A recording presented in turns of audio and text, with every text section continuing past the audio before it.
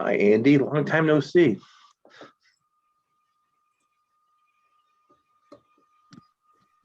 All right.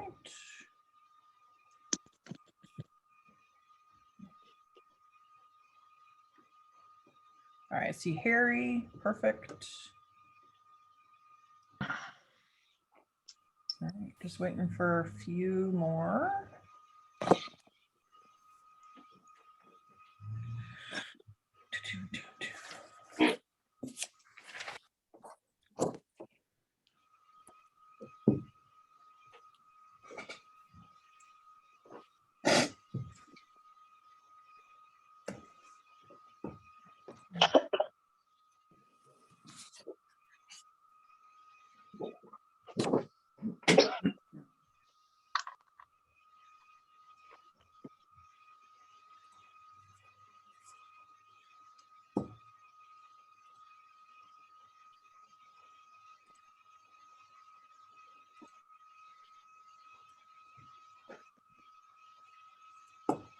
All right, Jim, up to you when you want to start.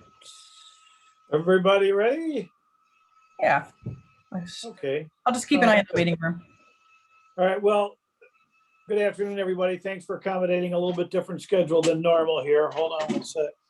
So I'm not yelling down the halls here, but yeah, we have a number of people at the Real Producers Awards thing. We had a couple of people that both was a Kim and Kim Heron and Jamie Burkhart. yeah. And so they were there, and so they had a number of the other agents wanted to go see them. So there's a number of those people that are there. But first off, I wanted to congratulate all those top producers in our office for the winners for the top 15 in the second quarter, and obviously April through June. And I'll just go down the list real quick. That would be Jeff Packer, Michael Kutzinger, Andy Hargraves, Nancy Bashy, Scott Craver, Tom Dooley, Holly Adams, Jerry Yatuma, Karen Gill, Jamie Burkhart, Jamie Jones, Tyler Jolowanowski, Yvonne Marks, Kim Heron, and Stephen Hull. Congratulations. That was very good. You know what? It's a lot of hard work, and it's a hard situation out there, so you're to be commended accordingly. So thank you for your fine efforts and congratulations. So now, I don't know if everybody did happen to read the little article that Pam put out about this is not a bubble. I think that was very good, and I appreciate her for doing research to find that out, because I got a number of calls, and I always get people asking, you know, this market's crazy, you know, things are, you know, never can be, it's going to change, it's going to crash, blah, blah, blah, just like back in 2008, 2009. Can you put that up on the thing or no, Pam? I didn't, I'm kind of hitting you off the wing here. No? Yeah. No, I can. Just, yeah, give me like 2 minutes, less than that. Because by the time that comes up, I'll pretty much say what I want to say, you know, but the reality is the last housing bubble, I always tell everybody, we sold more houses in 2007 than we ever did previously at 6% than we're doing. It was just, that was the nature of the beast. Things were going crazy, but that's when you talk about money being free. I still remember to this day going out to a guy's house to appraise his house, and I said, well, this is what the cost goes. No, this is like 50,000 more than that. This is on a $200,000 house, which is a lot, big difference. He says, the bank's already given me a second mortgage in the amount of 200,000. And, you know, I have to get a lot more than that. And I said, well, I'm not so sure that you can get that. But the reality is the banks were just lending money, and it was crazy. So back then, you know, that we had the liar loans, low down payment loans. It was a strange time. You know, existing home sales in 221 are 1.16. Existing home sales in July 2007, it was 4 million. So think about the credit. When I talk about creditworthiness, now they've tightened that up. You know, you can't get what I just called liar loans. All those things, they learned their lesson. I'm not saying they're not looser than they were, you know, a few years ago after after the great crash, but it's totally different. And I just want you to realize that fixed rate mortgages, 2020, 4%. Fixed rate mortgage 2010, 1.5 or 15%. I mean, excuse me, more fixed rate mortgages now than back then. So there are a lot of factors that have contributed. I'm not saying it's always going to be this crazy. In fact, I hope it isn't, and it will change. It just doesn't necessarily mean it has to revert back to the extremes that it was just like in 2008, 2009. It'll start slowing down. Rates are going to go up, guaranteed. It's not this year, not next. They'll go up. And then when people can't qualify for as much, or they're not as, the payment they don't like, then those houses slow down, everything else goes accordingly. So we just have to adapt accordingly. And we always have, and we always will. That's because we're the pros and we'll do what it takes to do that. So without further ado, and the other thing that we're trying to do, Pam, I don't know what you're next on your agenda, but we've always tried to avail you to the greatest opportunity of options out there with respect to doing business. So we decided to bring in another home warranty company that we used before, and that would be Mark Light. So let him, Pam, did you want to say anything before I introduce Mark, or is that? I can just talk after, because we have all the applications and, informational packets already are put in your mailboxes and stuff. So, just to go on what Jim said, we just wanted to give you guys another option. So, and it's a good one. So if you want to just pay attention to Mr. Mark. Yeah, thank you. Thank you for having me. I'm looking forward to being a part of your group, your partner in future success, like I was years ago, but with a new brand. I've been with 210 Home Buyers Warranty now for about 3.5 years. And what makes it very unique, first of all, its approval rating or claims paid ratio is an industry all-time high of 97.5%. It offers 2 plans, a standard and a supreme. Our standard coverage is probably comparable to what you're used to with Brand X under their mid-level of coverage called Plus, but at a far better price point. I'm at $549.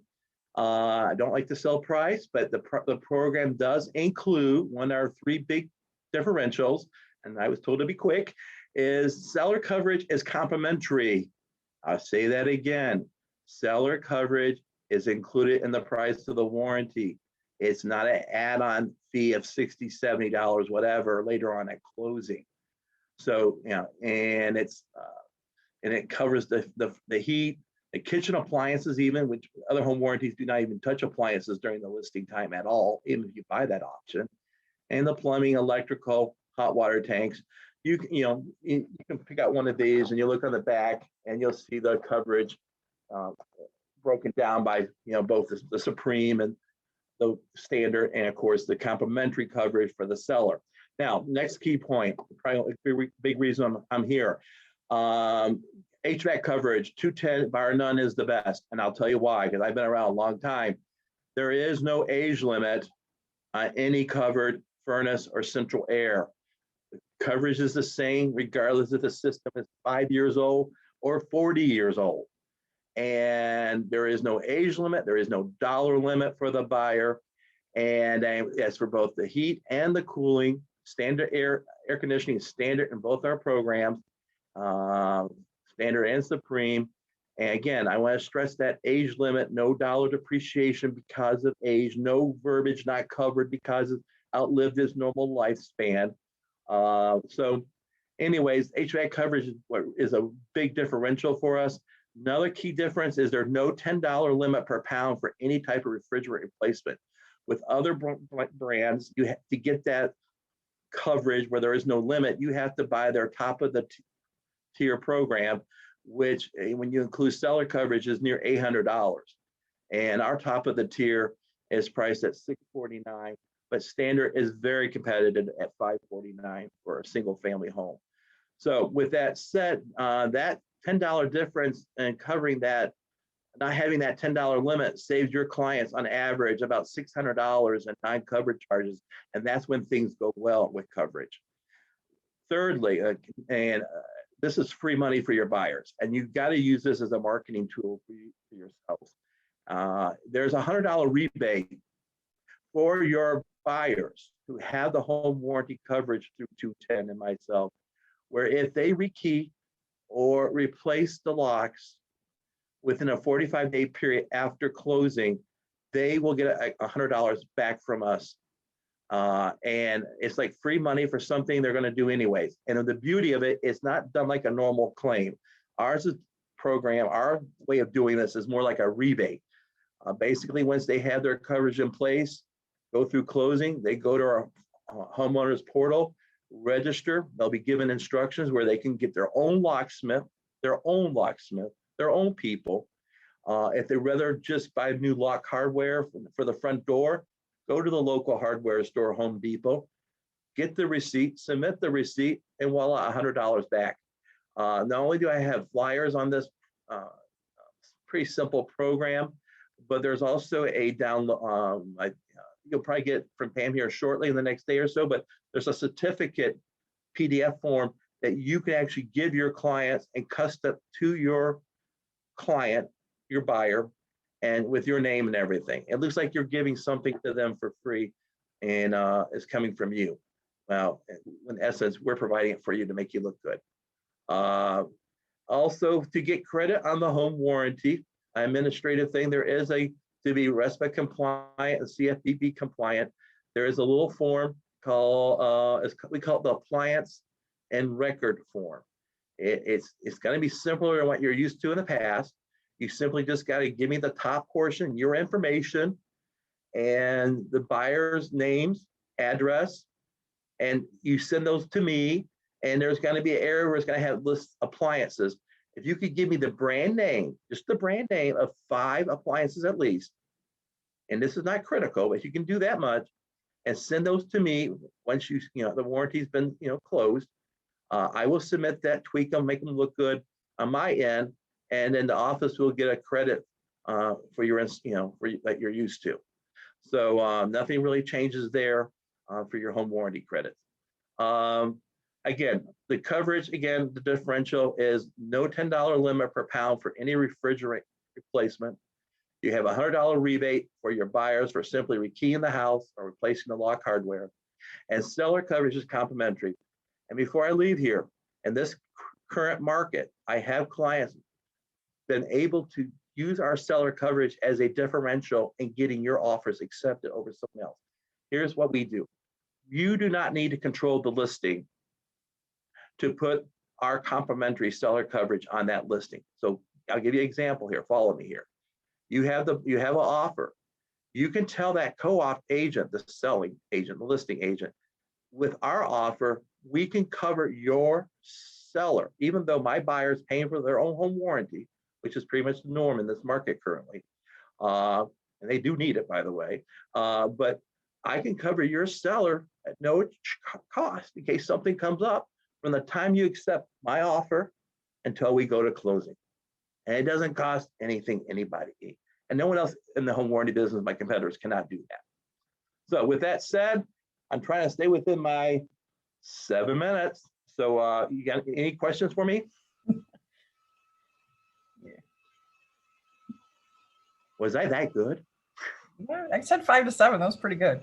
Well, on that 97.5% approval rate, on the other 2%, some of those gray areas, I'm there. I'm here for you. I know how I've been around long enough where I can fight for you and find coverage when there's a gray area, for lack of a better term. So Mark, when anybody needs anything, you'll have your information. They can always call you directly, correct? Please do. Everyone, by the way, my email address, I want to close with this. It's real simple. M for Mark, LIGHT at 2-10.com. Mark, they're not right. I'll just get it. Okay. We'll put it It's in the okay. meeting notes. Don't worry. Okay. Do you cover non-owner occupied homes? If we're, buy one and rehabbing it, can we do a policy for that? Yes, we can do that. We can do that. Yeah. Okay.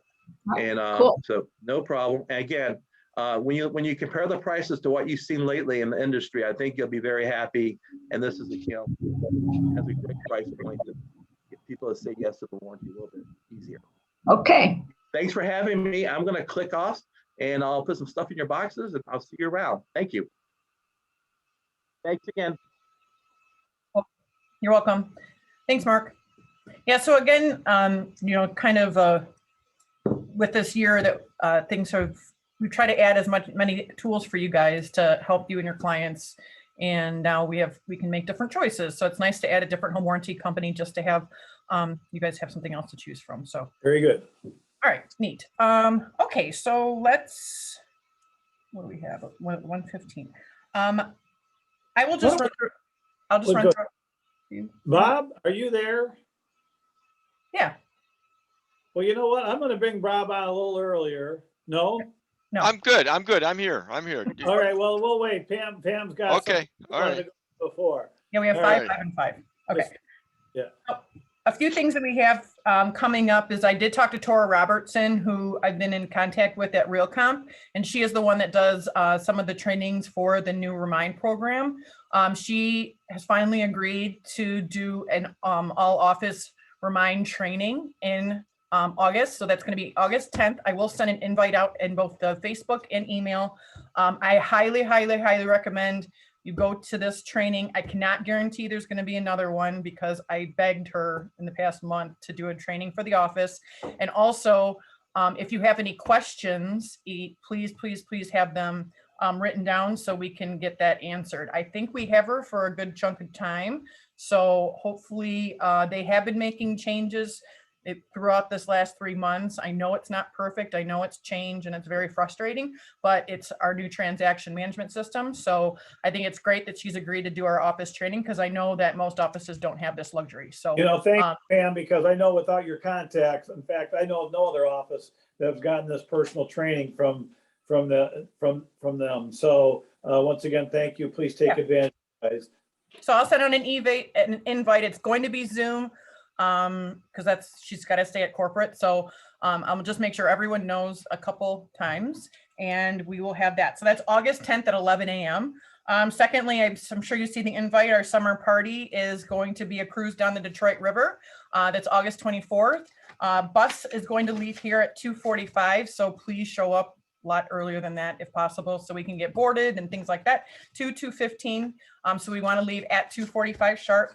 And then the bus will head back here at 9 o'clock. So we'll go to Bookies for an appetizer and drink, and then we'll go on the boat for a little cruise, and then we'll go back to Bookies for a taco bar and then head home.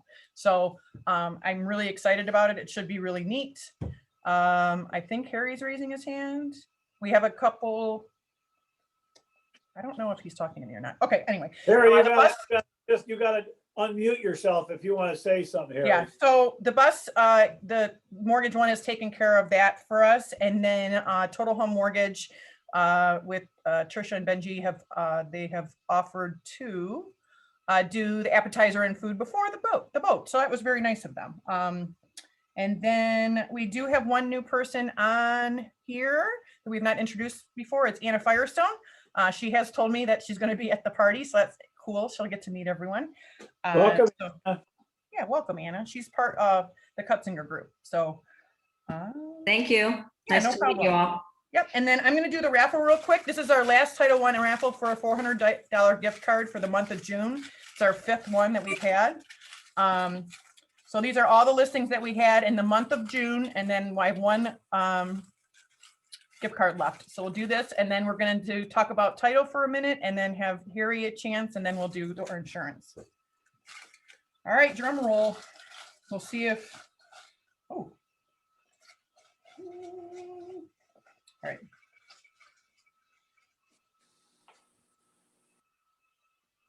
Nancy Bashy, 2253 Oakwood. Oh, congratulations. That's one of the reasons she made the top 15. All right. She did. So I am done with my part. Ryan, I know you have you popped on, so if you want to go ahead and speak. Ryan Van Loozen from Title I. Hey guys, how's everybody doing today? Hope everybody's good. We just wanted to touch on a couple things. I know you guys are asking some questions about, a couple people have been asking about this title lock deal. I kind of did a little investigating into it. It kind of seems like it's not a scam per se. You know, It Ryan, is something. Can you hear me, Jim? Can you hear me? Jim, Well, you know what, you were coming, maybe it's just on mine, but you were coming through really echoey. Please confirm with, is somebody else or is that just me? I think it's just Can you. you guys hear me good? Yeah. Okay, so basically Title Lock is just a service that ever since the cybersecurity stuff and everything's gone on the internet has come out, it's pretty much a service that combs public records on a monthly basis and alerts you if there's any weird activity on your title. If that happened and you did have this as a coverage, you would then have to still go through your whole title insurance policy anyways to file a claim. So in our opinion, just talking with our management and stuff, we don't think it's something that you guys should need to, you know, request or suggest to your clients that they get. If people are really paranoid about people scamming them and trying to, you know, put a different name on a deed and have it recorded, writing loans against stuff, all that stuff is covered through title insurance anyway. So if there's ever any questions that arise about that stuff, you can always, you know, refer them to us. We can talk them through anything. If there's other questions that come up, maybe if you guys know of any other questions you have right now, you can shoot them at me. I'm still kind of green on all of this stuff, but I am learning as I go, and I'm trying to, you know, acquire more information on all these things that come up as I go. And then the other thing I wanted to touch on was the enhanced policies. I don't know if you guys get requests on Eagle policies versus the regular standard policy ever. But basically with that, the biggest thing that's going to cover is transfer of title between family to where you wouldn't have to have another title insurance policy written. So if, you know, someone is going to be getting into their later stages of life and they want to deed their property over to their, you know, their sibling or their son, daughter type of thing, there wouldn't have to be a new policy written. That's the biggest thing that I see that it covers. There's a whole litany of post-closing things that it does cover too. And I did leave some flyers with Pam that you guys can pick up if you have any, you know, if you want to look at what the enhanced policy covers versus the standard policy. And again, you can always contact me if you have any questions about any of that. And then just wanted to say, you know, I hope everybody enjoyed the raffle. I hope that was a good thing for everyone. We definitely want to do more of that type of stuff in the future. So, you know, if any of you guys have any type of thoughts on your mind, marketing things that we could do together, I'm always, you know, game to work with you guys, and we definitely want to try and do more of that stuff in the future just to keep it fun and keep everybody moving. So that's really all I got. So if there's any questions, feel free. Other than that, you know, I'm always around. You guys know where my door is. Thank you. Thank you, Ryan. Yep, thank you. All right, Mr. Harry or David, whoever wants to go from Mortgage One. Hi, everybody. This is Harry from Mortgage One Plymouth. Just want to give you a brief update on the market. As all of you know, the market conditions out there. I did want to mention that on refinances, Fannie Mae did away with the adverse market pricing adjustment of 0.5 point. So interest rates are getting very attractive for the refi business again. The reason why I'm bringing that up is our primary focus here is purchases and not refis, whereas a lot of other lenders are out scrambling now to focus on their refis again as opposed to purchases. So that's something to take into consideration when referring out lenders out to make sure that purchase contracts are top priority in the office and not the refis, because refis, in my opinion, are very cynical. From 1 month to the next, they can be attractive and unattractive. So Dave and I's focus is primarily on purchases only. I think about 85% of all of our closings this year are on track to be purchase closings as opposed to refis. We'll take the refis if they come in, but we don't go out and solicit or market for them because the purchase business keeps us busy enough. The only other thing that I wanted to mention, there's a lot of new faces that I'm seeing here and names that I don't recognize. I have to admit, one of the big sales tools that I have as a lender is my mobile app, ProSnap. And some of you utilize it, many of you don't. The mobile app is designed for each partner, whereby the mobile app has the appearance that it's the realtor's mobile app. And I'm just riding on the coattails of the realtor. And I have to admit that it accelerates the process. It takes the selling out of your hands and gets the applicant or prospective buyer into my hands to get them pre-approved. And quite honestly, unless they don't have a smartphone and want to do everything the old-fashioned way, it's a very effective tool to get people to accelerate the process and get the thing going. Once the mobile app is sent to the client, I'm notified and I have the, I'm not in any violations where I can contact them to do a follow-up to make sure that they don't have any questions.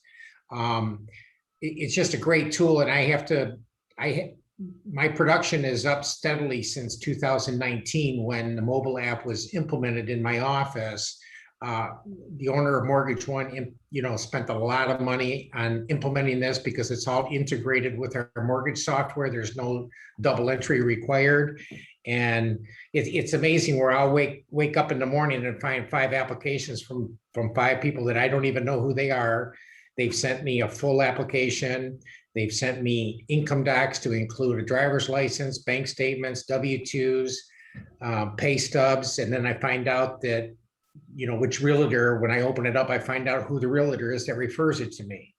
And it's just a great tool, and it benefits the realtors just as much as it benefits me. And I've heard from other realtors that it's become a very good tool for them to form relationships with prospective buyers that they don't have a close relationship with. And it just seems to put the whole team together and make things work and a notch above the other realtors that are doing everything the old fashioned way.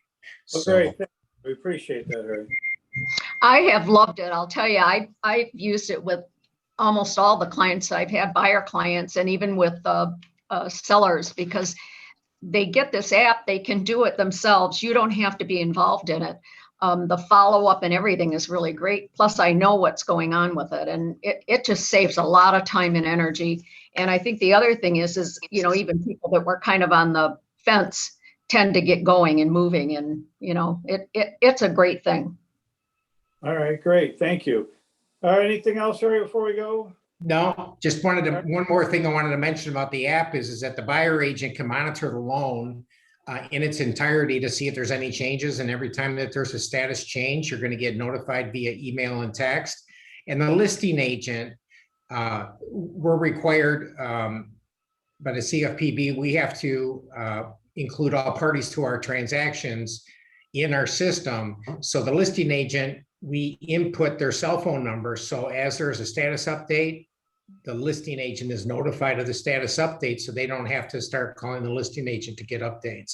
So it eliminates multiple phone calls, 5 to 10 phone calls per transaction. That's great. Thank you very much. All right.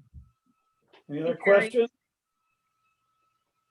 All right, next up, Bob, are you still there? You gotta unmute yourself. I'm still here. All right, great. We see your trusted advisor behind you there. So, If I don't know the answer, Jake does. Yes, that's right. Well, you should know him. Bob is Acar from State Farm, and he's been in the business how many years now, Bob? 47 years. So I'm sure you've seen probably pretty much everything. There's not much I haven't seen, and I love the way you started off the meeting about comparing the past to the present, because sometimes we get we forget that there's always been worse times in the present. So yeah, absolutely. So there always be better times going forward. So that's correct. Optimistically to the future. So without further ado, I mean, we gave Bob a number of questions that we had and that were submitted, but I'm sure you may have some more. And Bob, I don't know, is coverage vary between underwriters, or is this pretty much universal what we're going to be talking about? I would say generically it's pretty universal, but each company is going to have their own tweak to interpretation of contract language. The state of Michigan does provide guidance in terms of what coverages are mandatory in a homeowner contract. And once you meet those requirements, then each company can deviate from that, either adding or but they can't delete basic coverages. Okay, super. All right. So without further ado, take it away. Okay.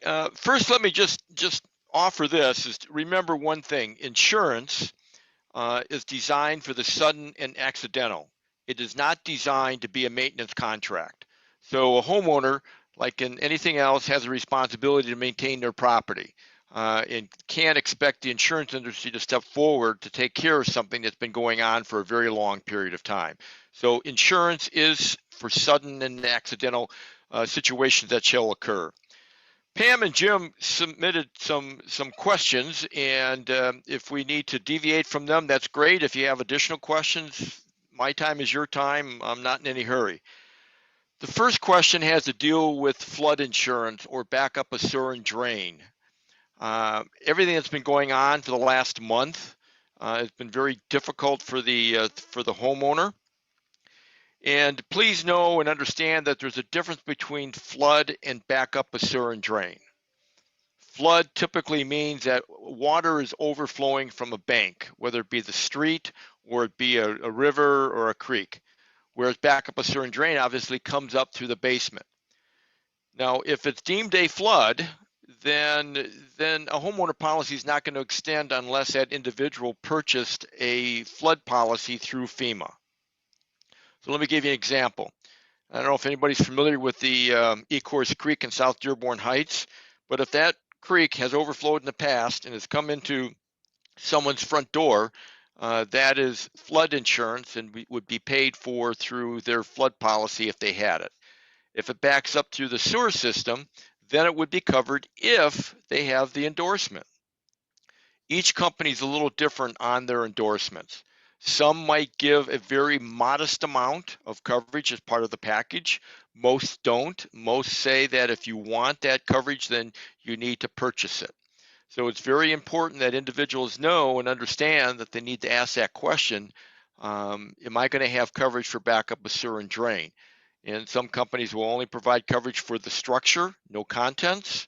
Some will provide coverage for either or. It's based on the customer's need at the time of a loss. Okay. Sump pumps would be considered backup of sewer and drain. And so it's very important that individuals have a working sump pump. Very important they have a backup system if they want to reduce the chance of any major losses. Okay. The company I represent, we offer two endorsements, one at 5% of what we insure the home for and one at 10% of what we insure the home for. So if we had a home that was $500,000, 5%, they would have $25,000 of coverage for backup of sewer and drain, or $50,000 if they chose the 10% option. So ours is a pretty liberal form compared to most. Does anybody have any questions on backup of sewer and drain versus flood? Even if your street were to overflow and come through the front door because the storm can't handle the water, that's still going to be considered a flood.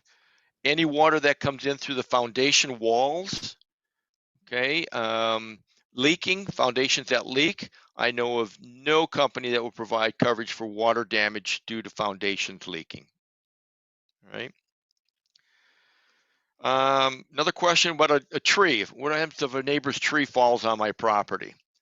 Well, if the wind were to blow it over or lightning were to strike it, it's not your neighbor's fault that happened. So your own homeowner policy would have to extend coverage. If, on the other hand, I was out there cutting the tree down and it fell on my neighbor's house, I would deem negligent, and therefore the liability portion of your policy would kick in. If a tree was rotted and dead and the homeowner didn't deal with it, that would be negligence on his part.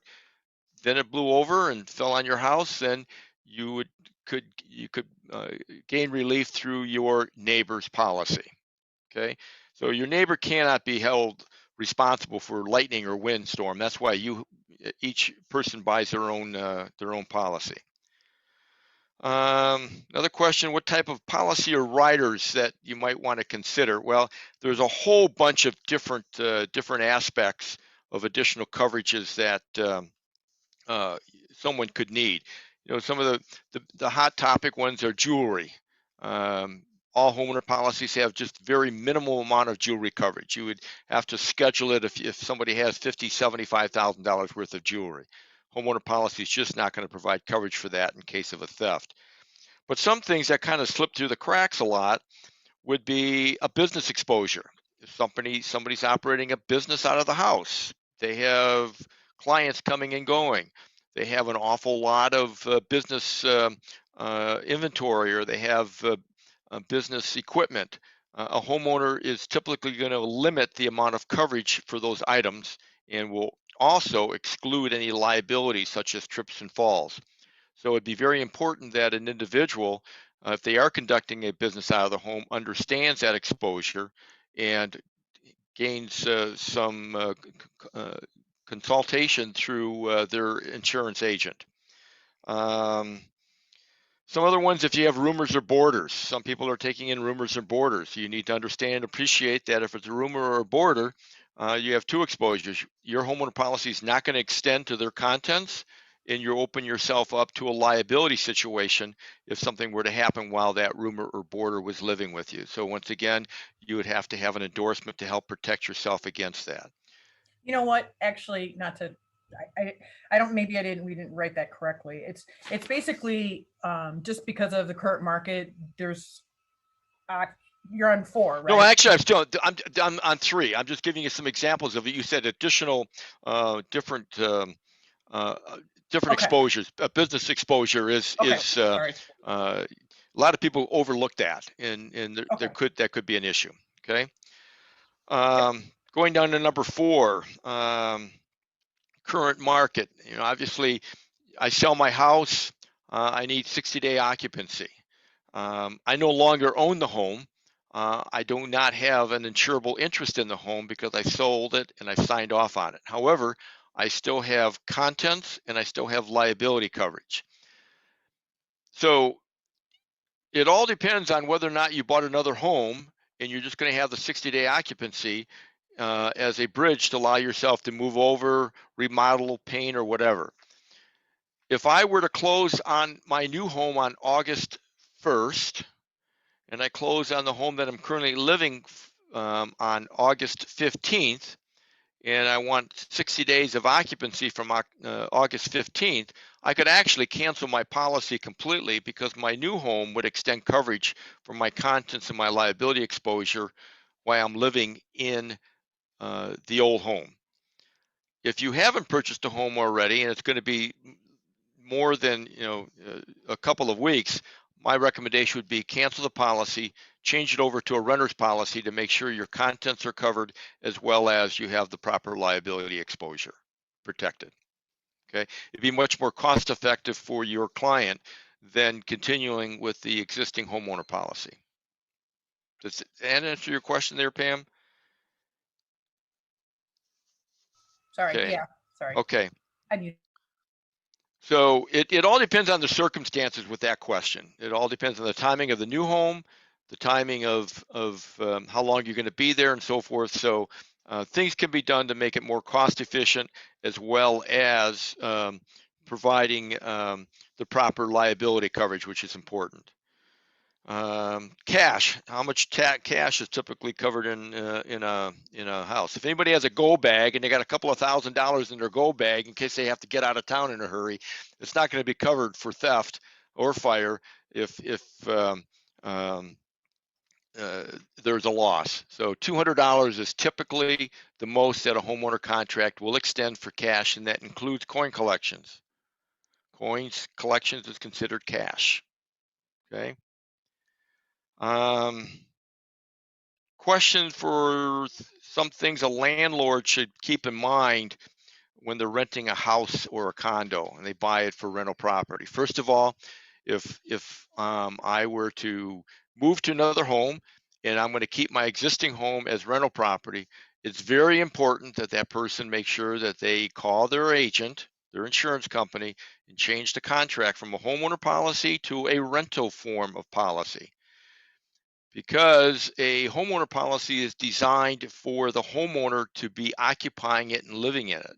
If the homeowner is not living in it, then you run the risk of coverage being denied. So you want to make sure that you change the contract language. But they should also be looking for, make sure that they have loss of rent coverage, make sure that they have the proper amount of content coverage if the tenant or if the landlord is providing any type of content coverage, such as washers, dryers, stoves, refrigerators. if I put my home up for sale, question 7, if I put my home up for sale, are there anything that I need to be concerned about as the existing homeowner if they come in and they trip and fall? No, your contract is your homeowner policy would extend for that type of exposure. Okay, so there's no need to do anything from that standpoint. So those are the questions and the answers. Briefly, I don't want to, take your time. So any So questions? any questions? I think there's one here at the bottom. Melanie, did you have a specific question or you just want to ask? Hey, sorry, I was muted. Just wondering, as far as a homeowner for guns in the home, is there any special coverage needed for that? Yes, typically firearms will have a limit, and typically that limit is $2,500. So if they have a gun collection, they have $5,000, $7,000, $8,000, $10,000 worth of guns, then they need to make sure that they reach out to their insurance company and to make sure that they provide or get the proper amount of coverage for the firearms that they own. Yes, there is a limit typically. Doesn't matter about ammunition or how much you have that way? It's related. So yeah, it would all be considered firearms, correct? Anything Awesome. related to that firearm? Okay, awesome, thank you. Any other questions? If you think something, reach out to Pam. She has my email address. You can email me a question or give me a call, and I'll be more than happy to assist in any questions that you may have. Okay? All right? Yeah. Okay, well, thanks again for the opportunity, and everyone have a great day and sell lots of homes. Okay? Sounds good. Thanks, Bob. All righty. Bye now. So if anyone has any additional questions that they didn't think of, or because that was very quick, which is great for time restraints, but if anyone thinks of anything else they want to ask, or is like, oh, I didn't think about something tonight, just send me an email and maybe I'll just do like a follow-up before I send the office meeting recap email out tomorrow. So does anyone have any other questions? So we went over the Remind class that's going to be on August 10th at 11 via Zoom. That's really important. So I would try and really do a good job of remembering to attend that. That's their new transaction management system. So they have transaction desk is still going away September 30th. So bring your questions. Tora Robertson from RealComp will be there and she'll be able to answer everything for you guys. Does anyone else have any other questions? No? Wow. All right. Quick. All right, everyone. Well, please RSVP to the summer boat party if you have not already, which is August 24th. We're taking the bus downtown Detroit and going on a Detroit River cruise for the people that were just late. And then, yes, the Remind class is a Zoom class. I'm thinking about doing something in the front conference room for people that want to watch it, but it can only be a certain amount of people because I don't want it to get too loud where people can't hear her and what have you. So I'm going to gauge a couple of people's interests or maybe put it on in the closing room as well. So just so you can kind of like work on your computer and watch it at the same time. So if you are interested in that, if you're on this meeting, if you could email me or text me, that'd be great. So I can kind of get a number to see what we can do. And I'll figure something out for everyone. So does anyone else have another question? All right, Jim had to run out to a property and meet a plumber unexpectedly. It was supposed to be later, but he wanted me to close everything off. Does anyone else have anything? All righty. All right. Well, I hope everyone has a great day, and I'll still say the same thing Bob said, sell some houses. And if you guys have any questions or problems, just let me know and we can figure it out. All right. Have a good day. All right. Thanks. Bye. Bye. Bye, everyone.